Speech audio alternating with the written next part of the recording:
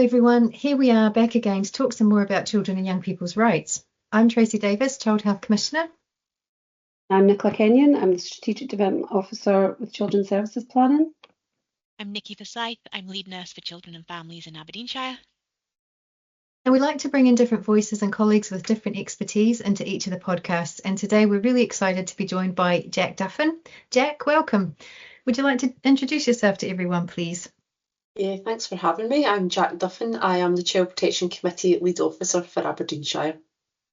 Thank you, Jack. So those regular listeners will know that this is our third podcast on children's rights and the second where we will discuss one of the general principles.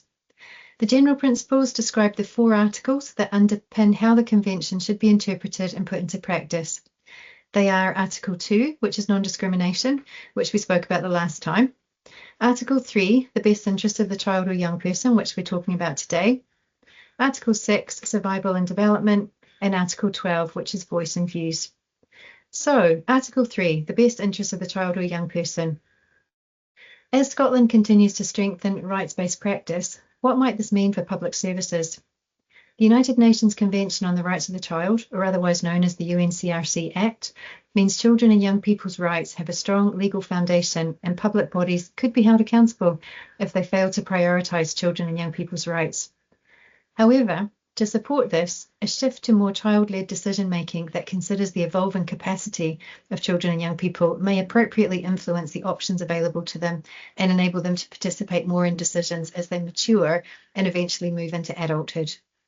Empowering children and young people, respecting their opinions and voices, and enabling them to participate more actively in decision-making will help to foster an environment of acceptance and understanding of what is in their best interest.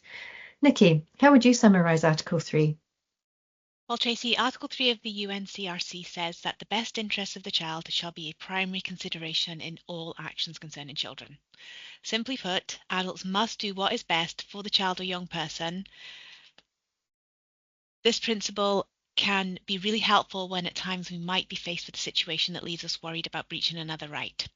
For example, a child needs to receive nutrition support in order to survive, but they are telling you that they understand the risk and still wish to refuse treatment.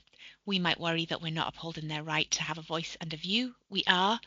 We have heard their voice and their view. We might worry that we're not upholding their right to have their own thoughts and their beliefs. We are. But at the end of the day, despite understanding their view, we believe that what is in their best interest is to achieve the optimum level of health and recovery, and therefore that is what we must do. Yes, Nikki, totally get that. But it is a bit of a balancing act, though, isn't it? There's a real need to ensure that as part of the decision making, we take the time to chat with the child or the young person so that they understand how we've got to that decision and so that they remain empowered as we work alongside them. Being clear and transparent about how decisions are made with our children and young people shows them how their input has influenced the outcome has been really vital. This all builds trust and validates their participation. Yes, absolutely. This makes sure that children and young people have the appropriate level of influence based on their voice and views, on their evolving capacity and what is in their best interests, enabling them to impact decisions. This article does need a bit of careful thought though, doesn't it? It's important that we're able to describe and justify our decisions alongside the views of the child or young person without applying an imbalanced personal judgment. What tools do we have to help us to do this well, Nicola? Well, Tracy, because Article 3 is all about making sure the best interests of the child or young person are front and centre in everything that we do, this sits perfectly with Scotland's Getting It Right for Every Child approach, which is often shortened to GIRFEC. GIRFEC is all about making sure children and young people get the support they need when they need it, so they can grow up feeling safe, loved and respected. It's not just a policy, it's a way of working that puts the child or young person's well-being first, just exactly like Article 3 says we should. Both Article 3 and GIRFEC are focused on the same thing, making sure that our children's rights are respected and their welfare is the top priority in every decision that affects them. GIRFEC helps us to do that by encouraging early support, joined-up working and a whole child view of well-being. In Aberdeenshire, we've got strong foundations to make this happen. So, like our multi-agency children and young people services plan thematic groups or our 17 local GIRFEC groups, and key processes like the child's plan requests for assistance and the named person role.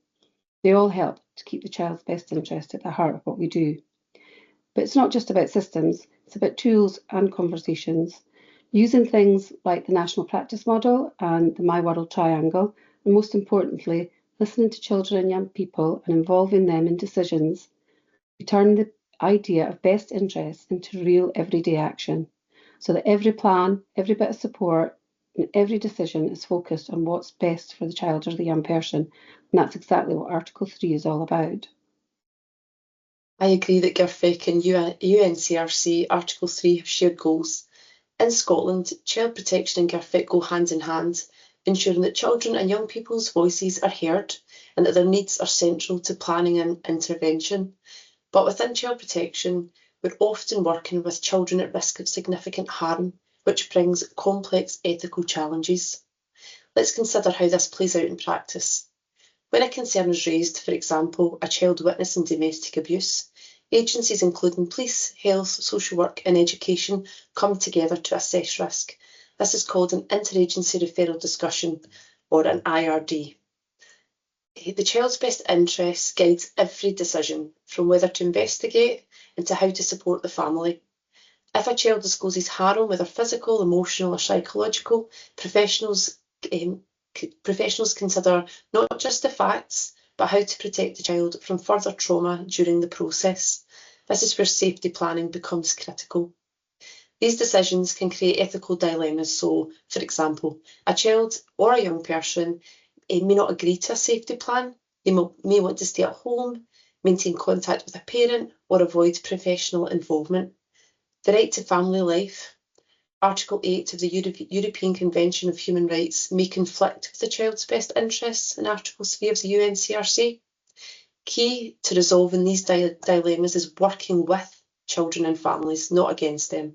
So this means explaining decisions clearly in a language that children and families understand, listening to the child's views and incorporating them meaningfully into planning, using advocacy or support to help a child participate in shaping their own futures, building trust through positive interventions that reduce risk without unnecessary disruption. Putting the child's best interests first isn't just good practice, it's a legal and a moral obligation. It ensures that children are not passive recipients of services, but active participants in their protection and recovery. Jack, you've described that so clearly, thank you. What about specific to Aberdeenshire? How does this look here? Yeah, of course. So in Aberdeenshire, we have recently opened our Bairns House. So our Bairns House provides a coordinated, child-centred response for children and young people who have experienced harm, particularly through abuse or exploitation. As it develops, it will bring together child protection, health, justice and recovery service under one roof in a safe and welcoming environment so that children don't have to navigate multiple systems. The aim is to reduce trauma, upholding children's rights, including their right to be heard and protected, and ensuring that their best interests are at the heart of every decision and intervention. In public services, we are legally bound to consider what will ensure a child's well-being, safety and long-term development. For example, if a child's at risk at home, we must intervene in a way that prioritises their safety while considering their views and rights. It also means making sure children have access to the right healthcare and social services regardless of their background. Thanks very much, Jack. So Nikki, how might this look in practice? Well, Tracy, let's say a child is experiencing neglect at home and is admitted to hospital with malnutrition. Healthcare professionals and social workers must act in the child's best interests, not just in treating the immediate health issue, but also working to protect them from further harm. This can mean working with social services to assess their home situation, involving child protection teams, and ensuring that the child's voice is heard in any decision about their future. The key is a coordinated approach that looks beyond just medical treatment. This is an example of good compliance with Article 3. Thanks, Nikki. Scotland's always advocated for a child-centred approach, but this is not without its challenges, is it? So one of these challenges is balancing parental rights and parental responsibilities with a child's best interests. So we've heard some parents express some anxiety around children's rights and what this might mean for them. There's no need to worry if what we all want is what's in the best interest of the child. So let's say Susie says, I don't need to go to bed at 8 p.m. because it's my right to play and I haven't done enough playing yet. A good response from Susie's parent or carer could be, yes, you do have a right to play, but you also need to have enough sleep so that you're well rested in the morning, because if you're well rested, then you're more able to learn at school and enjoy playtime with your friends. So you do need to go to bed at 8 p.m. This is an example of Susie's parent fulfilling what is in Susie's best interests. So while we always aim to work in partnership with families, our professional duty is to always hold the child's best interests at the centre of all decisions about them. We must do all that we can to remove barriers that get in the way and, to the best of our ability, always deliver what is in the child's best interests. And when we talk about UNCRC, it's easy to assume it only applies to those of us working directly with children and young people. But in reality, its principles ripple far beyond childhood. In Scotland, we're increasingly recognising that the UNCRC has a role to play across the whole system, including adult services. Take, for example, the transition from children's services to adult services. For young people with additional support needs or complex health conditions, this can be a particularly vulnerable time. Article 3 of the UNCRC, which places the best interests of the child at the heart of all decisions, reminds us that we must plan these transitions carefully and compassionately. That means ensuring continuity of care, starting personalised planning early and working collaboratively across services to avoid any gaps in support. It's about making sure that young people don't fall through the cracks just because they've turned 18. Another powerful example of Article 3 in action is how we support care experienced young people as they move into adulthood. These young people often face significant challenges, and they need more than just a handover. They need protection, advocacy, and sustained support to access housing, employment, education, and healthcare. Upholding their best interests means recognising their unique experiences and ensuring they're not left behind. So while the UNCRC is a children's rights framework, its influence doesn't stop at 18. It's a call to action for all of us across health, education, social care and beyond to think about how we uphold rights, promote equity and support smoother transitions into adulthood. Because realising children's rights isn't just about childhood. As we discussed earlier, it's about setting the foundation for a lifetime of well-being. There's a lot in there, isn't there? So I guess in summary, the UNCRC Article 3 ensures that children and young people's best interests are always a top priority, promoting their overall well-being and safeguarding their rights in every decision that affects them.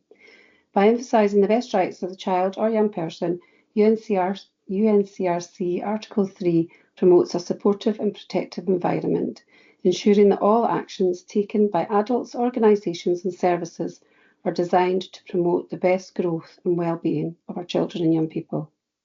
So thanks for that, guys. I think that's all for Article 3, the best interests of the child. And as always, if there's anything you'd like to discuss from this podcast, please do just give any of us a shout.